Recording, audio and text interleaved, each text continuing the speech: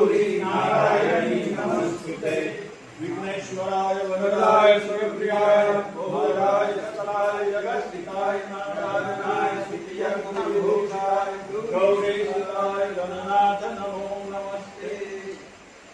આજે 15મી ઓગસ્ટ અને આદરણીય આપણા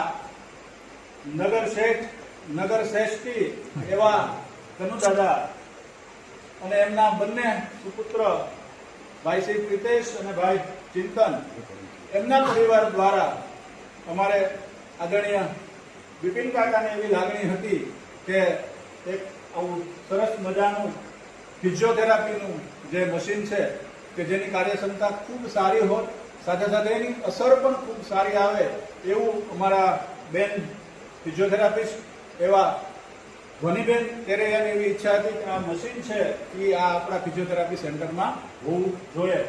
એમની લાગણીના માન આપી અને પ્રેરક દાતા તરીકે બિપિન કાકાએ જવાબદારી લીધી અને દાતા પરિવાર એવા કનુદાદા તરફથી આજના જન્મદિવસ નિમિત્તે હોસ્પિટલને ખૂબ સરસ રીતે ફિઝિયોથેરાપીનું ખૂબ સારું મશીન અર્પણ કરવામાં આવ્યું છે. આ તકે સમગ્ર દ્રષ્ટિવતી મહાત્મા ગાંધી આરોગ્ય પરિવાર અને ફિઝિયોથેરાપી ડોક્ટર એવા ધ્વનિબેન તેરૈયા અને બિપિન કાકા વતી ખૂબ ખૂબ અમે આભાર માનીએ છીએ અને ખૂબ લાંબુ ભગવાન એમના પરિવારને કાયમ આર્થિક સમૃદ્ધિ થાય, ખૂબ સરસ રીતે સેવાની શક્તિ માતાજી અને મહાત્મા ભગવાન મહાદેવ એમને આપે એવી પરમાત્માના ચરણોમાં પ્રાર્થના કરીએ.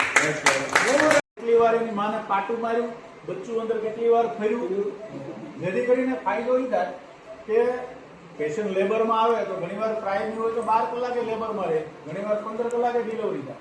તો એને સિઝેરિયનની જરૂર છે કે નહીં એ ઉપરથી હેઠે કેટલી વાર ઉતરે, એટલે ઓલું એના મોબાઈલમાં જોઈ શકે કે બચ્ચાના હાર્ટ રેટ કેવા છે, બચ્ચું ડિસ્ટ્રેસ થાય છે કે નહીં, બચ્ચું અંદર બગડે છે કે નહીં, તો તરત એને સિઝેરિયન કરીને લઈ શકાય. એવું ફિટોસ્કાનનું મશીન આખા અમરેલી જિલ્લામાં ક્યાંય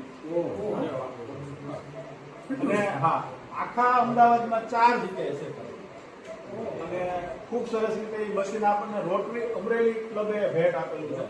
બરાબર, એની કિંમત એટલી બધી જાજી નથી, 1.5-2 લાખ જ છે, પણ એ હોય છે બહુ ઓછી.